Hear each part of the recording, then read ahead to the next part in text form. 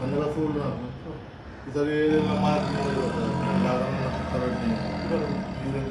मी काय म्हणतो रोज जातोय ना असं तिथं पेटावलेलं आहे का तिथं एक माती आहे तुम्हाला जवळ पाहिजे ना. हा म्हणजे असं ऍक्च्युअली दिसलं पाहिजे की बाबा ते इथं पेटावलेलं पिवळ्याचा पण घ्या नाही पिवळ्याचा पण घ्या. हायड्रेट राहू का आपण हायड्रेट राहू तुम्ही ते जवळ आम्हाला एक मिनिट.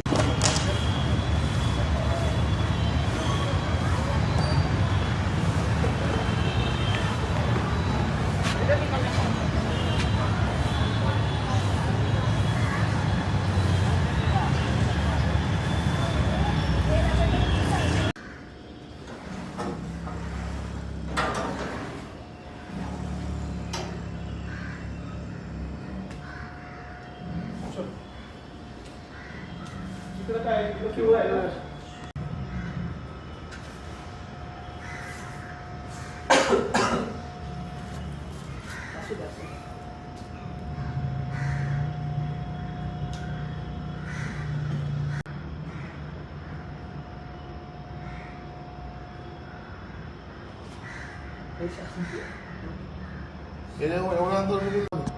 ते लाईट पडते हो त्याच्यामुळे त्याच्या डोळे ते लाईट असं फोकस पडत असतो ते तुम्हाला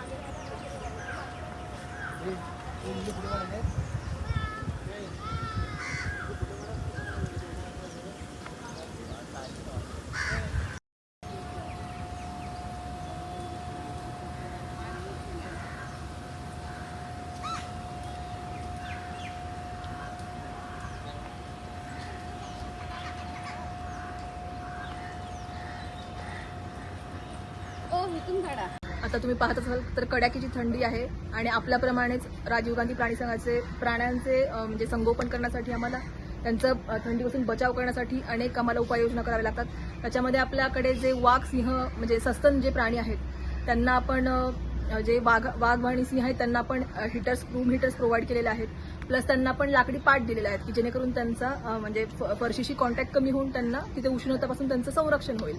प्लस आपण जे हरिण आणि सांबार कुळातील प्राणी आहेत त्यांना आपण गवत दिलेलं आहे की जेणेकरून सभोवतालचं तापमान जरी वाढलं तरी त्यांना एक ऊब निर्माण होईल अशी नॅचरल अशी आणि त्यांना थंडीपासून त्यांचं संरक्षण होईल.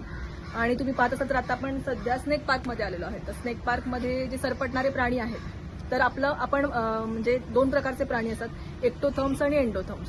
एक्टोथर्म्स म्हणजे कोल्ड ब्लडेड ॲनिमल्स म्हणजे शीत रक्ताचे प्राणी.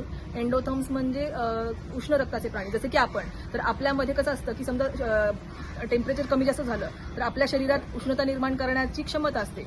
परंतु जे हे सर्प आहेत किंवा सरडे आहेत, बेडूक आहेत किंवा जे कीटक आहेत तर त्यांच्या शरीरामध्ये उष्णता निर्माण करण्याची क्षमता नसते. ते मेकॅनिझम त्यांच्यामध्ये नसतं. पण त्यामुळे त्यांना त्यांच्या बॉडीचं टेम्परेचर रेग्युलेट करण्यासाठी सभोवतालच्या तापमानावर निर्धारित असावं लागतं. त्यामुळे मग मगरी आहेत तर त्या काय करतात की सूर्यप्रकाश असेल त्याच्यावर बास्किंग करतात ते.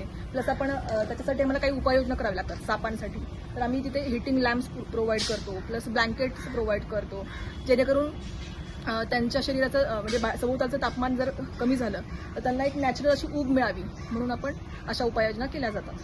धन्यवाद.